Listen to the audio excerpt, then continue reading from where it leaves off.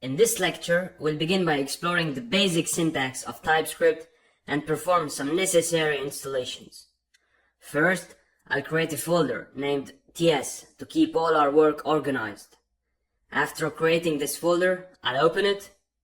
Inside this TypeScript folder, our first step is to create a file named index.js. You may notice that the TS icon is not very distinctive. So to improve this, we can install an extension. In the search bar, I'll search for icon, and I see a variety of extensions available. The recommended one is Material Theme Icons, so I'll install it. Now that it's installed, I'll use the material icons. You'll notice a small icon next to each file, making it easier to identify. For instance, if I create a file named style.css, it displays a CSS icon. Similarly, if I create name.py, it shows a Python logo. While recommendations may appear, you can remove them if not needed. Okay, now let's get to coding. I'll add some TypeScript code. Console.log, my name is John, and let num equals 10. You might notice an error here. String is not assigned. Cut. You might notice an error. String is not assignable to type number. So this indicates that TypeScript is not yet installed on our system. To check if TypeScript is installed, open the terminal by pressing Ctrl plus backspace or through the menu. There are two terminals. I'll close one. In the TypeScript folder, I'll check if TypeScript is installed with the command tsc-v. If you encounter an error, it means TypeScript is not installed.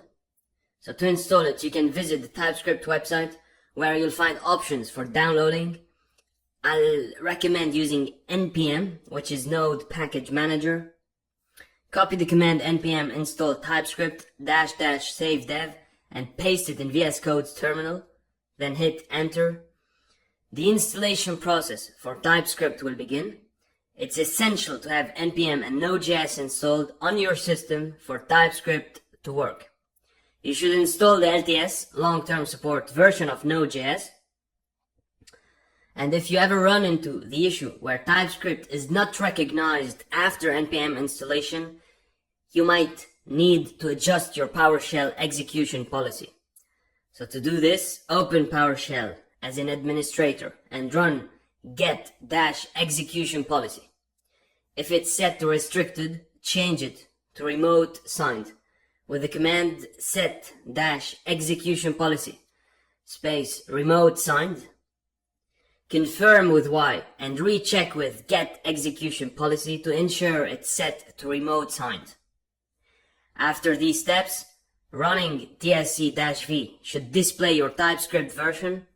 You might also encounter issues related to Node.js during installation. Ensure you've installed the LTS version of Node.js to resolve such problems. You can check your npm version with npm-v. Okay, so in summary, this lecture covered essential installations and troubleshooting.